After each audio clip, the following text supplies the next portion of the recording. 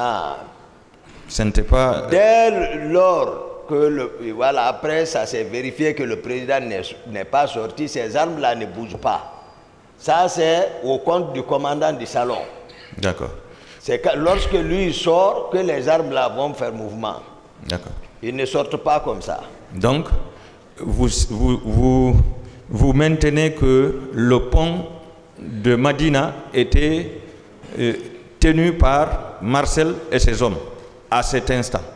Je ne sais pas, il était là-bas. Moi, c'est le constat que j'ai fait. D'accord. Je ne sais pas si c'est tenu par lui, mais il était là-bas. C'est ce que je peux vous dire. Est-ce que vous aviez reconnu un autre responsable de l'armée là-bas? Non, non, non, c'est lui.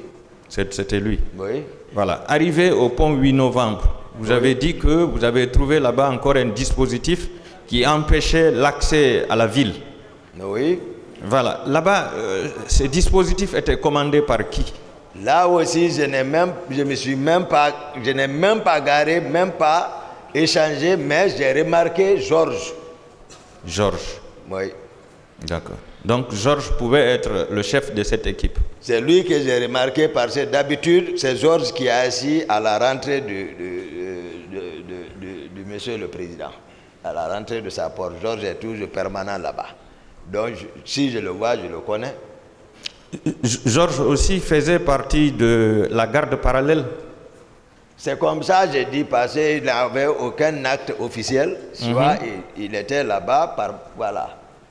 D'accord. Ah. C'est un gendarme. C'est un gendarme. Oui. D'accord. J'ai dit, depuis dans ma chambre, c'est lui que j'ai entendu communiquer avec d'autres pour les infiltrations. J'ai parlé beaucoup de Georges ici. Oui. Dans votre narration ici, vous avez dit que Marcel avait plusieurs hommes derrière lui parce qu'il avait son salon. Oui, c'est vrai.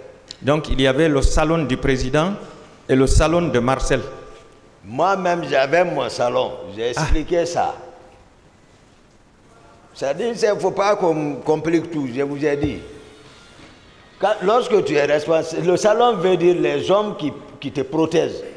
Voilà, qui sont avec toi. Ne confondez pas avec le président. Chez le président, il y a au moins 150 mètres qui nous séparent. Moi et Marcel, on habite dans le même bâtiment. Il occupe le deuxième, moi je suis au premier. Ça veut dire que... Même alignement. Mais c'est que, sauf que, lui, il a ses hommes. Moi aussi, j'ai mes gardes. Mais c'est le président, ça c'est, voilà, ça c'est officiel, ça c'est s'ils sont là-bas, hein, permanemment c'est le président, ils ne sont pas associés avec les autres là qui sont avec nous. Voilà. Donc le salon de Marcel n'est pas associé au salon qui est chez le président? Du tout. Pas du tout. Ah, j'ai dit il y a 150 mètres de distance même. Comment ils peuvent être associés? Où c'est les hommes ne sont pas associés. Donc c'est pour dire que Marcel était important à l'époque. Maître, j'ai répondu comment nous sommes arrivés. Oui. Je vous ai dit pourquoi d'autres pouvaient agir par effet. Donc voilà, sans acte officiel. D'accord. Vous avez dit de demander au ministre de la Santé et la directrice de l'hôpital de Donka sur la question des corps qui ont été envoyés au camp, non? Lorsque vous avez posé ça, c'est une démarche logique que vous n'avez pas besoin de demander. Voilà, les enquêteurs le savent. S'il y a des situations comme ça, surtout après les enquêtes des magistrats, voilà, c'est ce qui est ressorti dans les PV.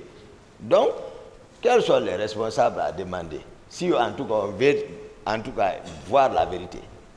Si on veut voir la vérité, ce sont les responsables là qui sont mieux placés pour nous dire effectivement, voilà, c'est ce qui s'est passé. Est-ce que selon vous, on ne vous a pas menti en disant que le président est sorti? Non, je vous ai parlé le passé, ce qui est habituel. Je vous parle de la réalité du terrain là, au moment où vous n'étiez pas. Je vous ai dit que le protocole de sortie a été plusieurs fois violé. Moi, j'étais écarté. Je retiens ça. Voilà. Le plus souvent, c'est moi. Des fois, je sors, je le cherche, je ne le vois pas. Je vous ai dit ça. Mais ce jour, le président n'était pas sorti. Il était sorti, il l'a dit. Non, je veux dire qu'il n'était pas sorti du camp. Ah ouais, si vous dites ça, d'accord. Mais dès le moment que le président, je l'ai laissé, j'ai dit ce que j'avais à dire en tant qu'aide de camp. J'ai donné les instructions. Attendez que le commandant du salon vienne ici, il va vous expliquer mieux parce qu'il était sur le terrain, qu'est-ce qui s'est passé. Ils ont bataillé pour le retenir après lui. C'était contre son gré, il est resté. C'est ce qui est important. Donc, dès lors que... Moi, je pense qu'en matière criminelle, quand même, hein, il y a l'aspect moral qui compte d'abord beaucoup. Légal et matériel. Oui. Donc, alors, je vous ai dit déjà que voilà comment il était. Je vous ai défini son état d'âme. Si vous ne voulez pas vous laisser ça, chercher autre chose, enseignement, parce que c'est ce qui définit hein, l'homme. L'homme voilà, est défini. J'ai compris, voilà, mon commandant, j'ai compris. L'expression directe de la pensée. J'ai compris. Je voudrais savoir votre façon de porter le béret. Est-ce que c'est vous seul qui faisiez ça ou bien vous aviez trouvé des amis ou parmi vos collaborateurs ou les hommes du salon, des gens qui portaient de la même façon que vous pour être confondus à vous? C'est important.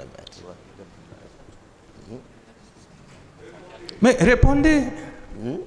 Ou bien vous n'avez pas compris? Je n'ai pas compris. Vous n'avez pas compris. Vous savez, vous avez une façon de porter votre béret rouge qui est différente de tous les autres bérets rouges. Est-ce que dans votre groupe ou dans le groupe de Marcel, certains ne vous imitaient pas pour se confondre à vous? Si en tout cas la question a quelque chose à voir avec la procédure, le sujet, je pense que ça n'a rien à voir dans ça, maître. Vous allez beaucoup m'excuser pour ça. Est-ce que vous n'avez jamais remarqué un élément porter le béret de la même façon que vous? Mais ça n'a rien à voir avec ça. Là. Si, la question est importante. Ah bon? Oui. Elle est très importante pour moi. En tout cas, moi, je ne sais pas, je n'ai pas remarqué, c'est ça? Voilà. C'est simple. Merci. Vous n'avez pas remarqué. Oui. Vous avez dit que M. C.C. Raphaël, à votre avis, ne devrait pas être au stade, non? C'est pas il ne devrait pas. Et ça, c'est pas bien dit ça. Ok. J'ai expliqué ce Corrigez-moi. Voilà, il ne devrait pas. Non. C'est qu'il n'était pas. Il n'était pas. Voilà, je vous ai expliqué pourquoi. Depuis à l'abbé, je vous ai dit que sa femme était en état de famille. Voilà. Vous avez dit qu'il est là. S'il est là, c'est par rapport à Koundara. Oui, c'est comme ça. J'ai qu'à passer. Expliquez-nous ça. Voilà, je disais, parce que lorsqu'on est rentré le 27 matin, il est venu me voir. J'ai pris l'argent pour le remettre. J'ai dit, va t'occuper de ça. Donc c'est comme ça. Lui, il est parti. Et j'ai précisé, c'est difficile que je me déplace sans Cécé. Cécé, je savais que Cécé était là pour juste m'enquêter auprès de moi. C'est lui qui détient les clés de mon bureau, mes téléphones, tout. Mais je faisais comme si je ne le voyais pas. Il jouait ce rôle-là auprès de moi. C'est pour vous dire, moi-même, je n'avais pas le contrôle des hommes qui étaient avec moi, oui, qui dormaient chez moi. Parce que le commandant de mon salon également, c'est Janos Dessin, je vous ai dit, ils l'ont tué. Pour cause, ils le savent. C'est un de leurs. Pourquoi? Donc, moi, tout ce qui m'entourait, c'était juste pour... Moi, je savais tout. Donc, ce n'était pas ce jour, voilà, il était en famille. C'est ce que je voulais dire. Oui, mais si vous dites, qu'est-ce qu'il a fait à Koundara pour se retrouver dans ça? Qu'est-ce qu'il a fait? Il leur reproché qu'il était... Je vous ai dit, nous étions 6. Souvent, y compris moi. C'est ceux qui avaient mes téléphones. Il était à côté. Ils le reprochent de quoi? Ils disent qu'il est resté indifférent en tant que forestier et Toumba agit comme ça, il n'a rien fait. C'est tout.